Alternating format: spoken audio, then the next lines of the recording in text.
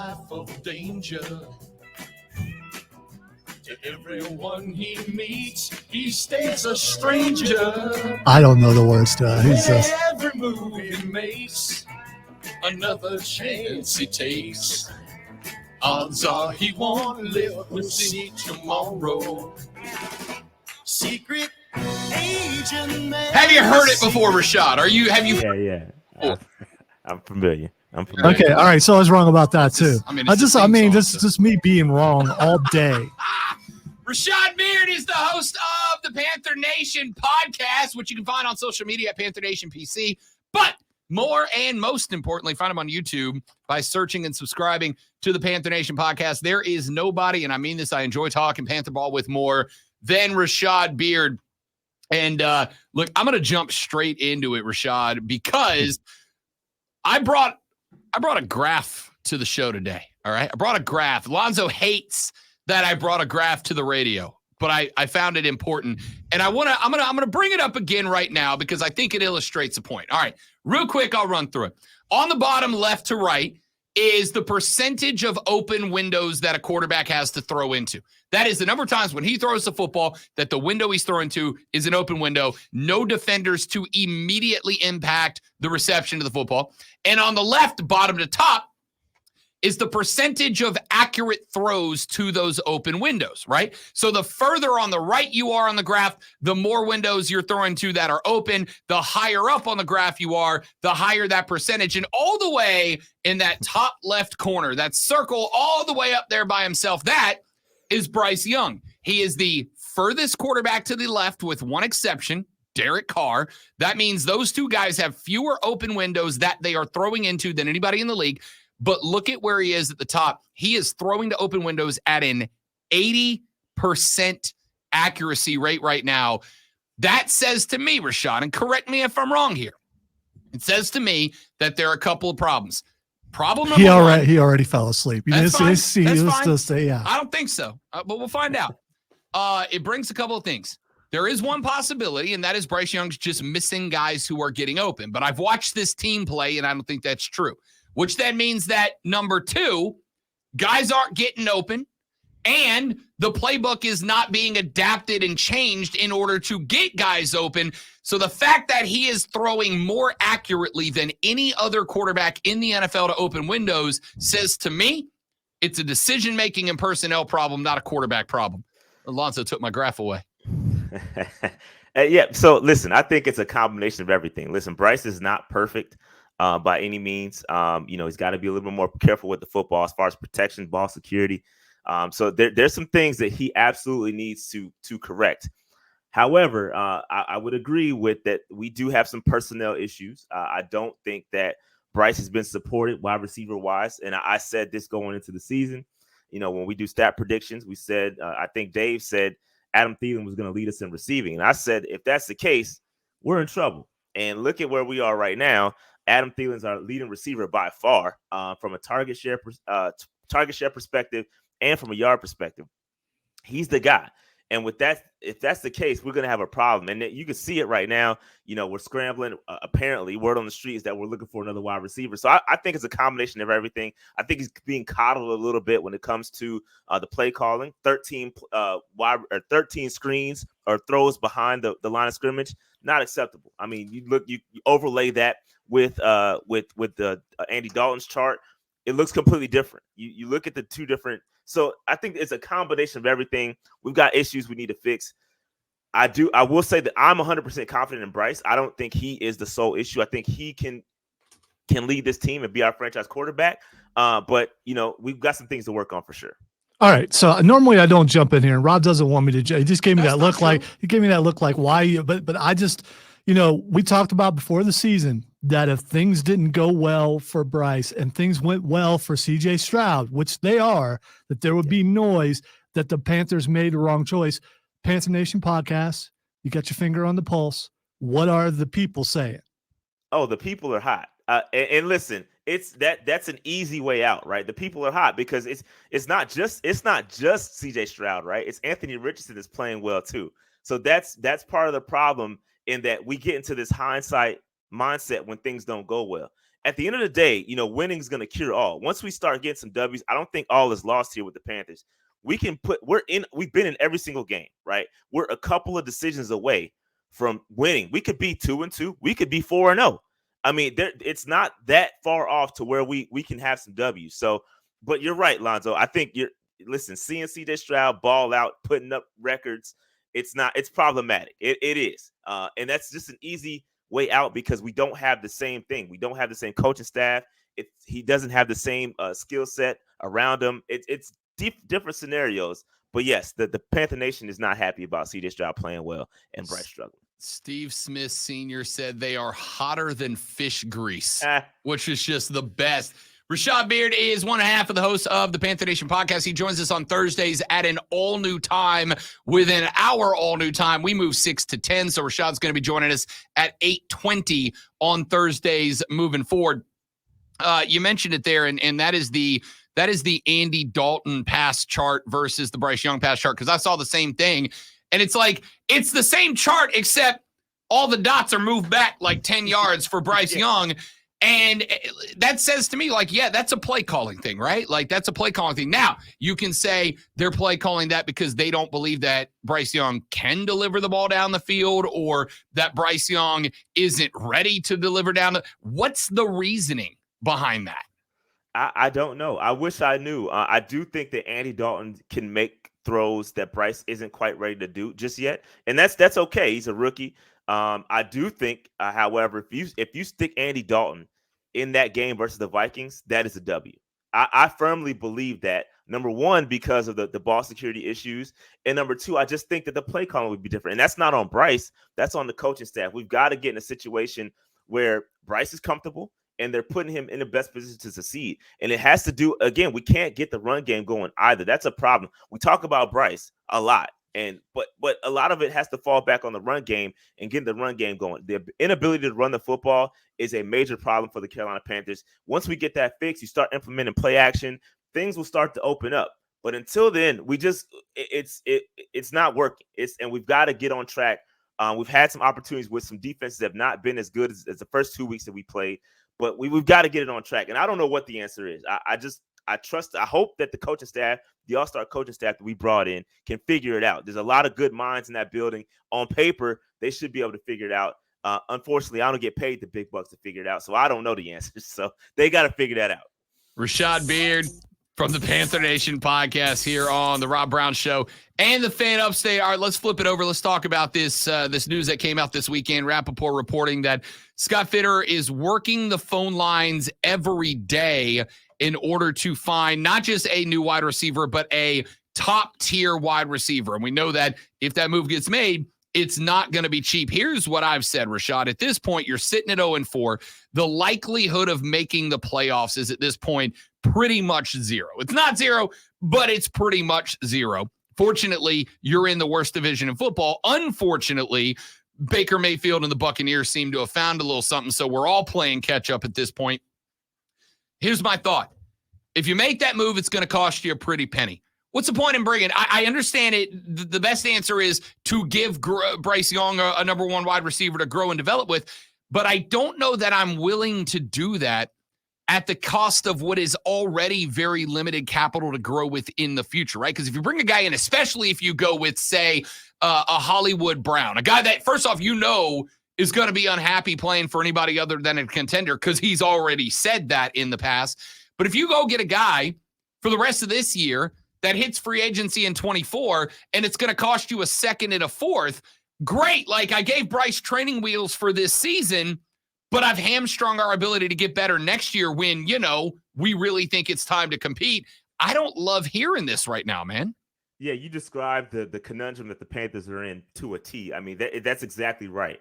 I am all for getting Bryce Young weapons. And here's the issue. We had an opportunity to get a bona fide wide receiver in the offseason. We had an opportunity to get a DeAndre Hopkins for free. You could have signed him. He was a free agent. The Cardinals had let him go. We could have signed him and had a top tier level wide receiver in the building already. Now we're in a situation where you want to get a wide receiver because, you don't want to stunt the growth of Bryce Young. You want to give him all the weapons to make him feel as comfortable as possible so that he's not, scarred for life dealing with and start seeing ghosts. We don't want to see that, right? So I get what they're saying, but in the situation that the Carolina Panthers are in, it just doesn't make sense to trade for a wide receiver because guess what? Like you said, limited draft capital that we already have. We don't have a first round pick. So that means you got to start thinking about a player. And so that player that you're talking about potentially is Brian Burns, right? He's the only tradable asset that we have. And then you think about that, you take away from what is already a gutted defense, and it still happens to be playing well. I got to give Israel Evero all the credit in the world because he's playing with the hamstrung defense. You take Brian Burns away, that cripples our defense, right? So it's a really bad scenario that the Carolina Panthers are in regards to trying to get a wide receiver. I personally think it's too late. I think we need to go with what we have.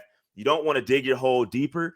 But if you have the opportunity to go and try and get a Devontae Adams who doesn't seem to be happy with the Raiders right now, I would swing. I would try to see what I can do. I mean, I'm picking up the phone to see what's out there.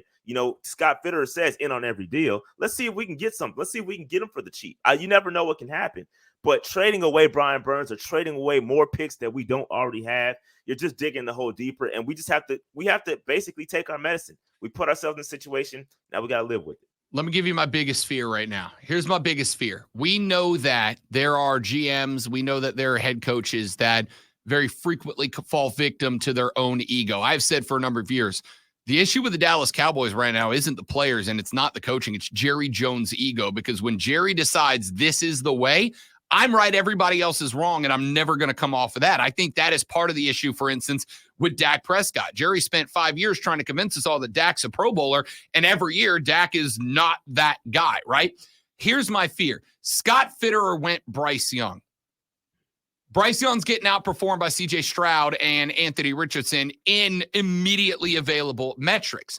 Scott Fitterer, a guy that a lot of us feel already kind of feeling that seat start to heat up a little bit, has got to make it look like Bryce Young was the right pick. And what's going to get fans off of his backside right now is wins and numbers. So he would rather go get a guy for Bryce Young to look good in the short term so that he can go, see, I told you I made the right call, as opposed to have the ability to sit back, allow the Panthers to use what capital they have left to grow into next year's team and be right a year and a half from now. Now, I get it, because there is the point in the offseason where you risk David Tepper going, you know what, I'm really not happy with where we are, even though we're getting better. So you're gone, you're out. And then Bryce Young down the road becomes a brilliant quarterback. But I'm afraid that Fitterer is going to make all these moves to save his ass right now and make Bryce look good this year to the detriment of the 2024 Carolina Panthers. Or could it be that David Tepper is the one saying, hey, you guys got to get it right now? Like we have this coaching staff. I cut the check, right? I cut the check for this coaching staff. You guys need to figure it out. We need to get a wide receiver one in the building right now because I'm sick of losing. That could be the case as well, but you're absolutely spot on. You're spot on in the fact. I think that, you got to it's a tough situation. It's a really tough situation that Scott Fitterer finds himself in, and he's definitely got the seat warmer on. He gets in the car right now, and the seat is hot for him. What's not hot? I would say it's a little warm. I will say this: winning is going to cure all. Like, we have to get some W's. I firmly believe that the season is not lost. It's 0-4. I don't think many of us expected playoffs, but what we did expect is to be at least a mid-team, mediocre. That's what we wanted, at least, right? So go out there, get us some W's. Don't panic, right? In regards to getting a wide receiver, let's figure it out because we have limited capital. We can't trade away Brian Burns. We got to figure this out. So Scott, it is what it is. Hopefully, him and Tepper are on the same page, and they don't go with any knee-jerk reactions and just get it done. We'll see what happens. I don't know. I don't have the answers. I don't. I'm just as worried as you are. Rashad Beard is the host of the Panther Nation podcast on Twitter at Panther Nation PC, but make sure you search and subscribe to their YouTube channel at Panther Nation Podcast. Of course, we are currently sitting with an 0-4 record. Teams that go 0-5 just don't make the playoffs. It just does not happen. But I've been saying for a hot minute. In fact, I had an altercation with a bunch of Panthers fans earlier in the week. Sheena Quick, who covers the Panthers up in Charlotte, and I think does a spectacular job. She put up something, all the fans feel like they've been bamboozled and led astray and run amok, and that's all well and good. And my response was, like, that's cool, but the fans don't run the team, and they're not going to like to hear that. I get that you want wins, but at this point in the season, and maybe this is me being cynical or pragmatic, I don't know, maybe somewhere in between the two, I don't really care. Wins this year to me are irrelevant in the face of growth and development and getting better as a football team. And yes, getting better should eventually translate into wins over bad teams. But I'm not panicking because you're 0-4. I expected to be looking down, like at the best 2-3, maybe 3-4 to start the year. I don't understand why everybody's slamming the hell out of the panic button because you lost to a couple of decent teams out of the gate. Yeah, so the problem is that the Panthers fans, we have a problem with isolation of issues, right? We moved on to a Frank Reich, who's a new coach, but we have this history under David Tepper of L's. David Tepper has yet to experience a winning season, right? So us as Panther fans cannot separate the two. We can't give Frank Reich a clean slate. We can't, because we have this history of L every year since 2017, right? So it's been a long road of losing.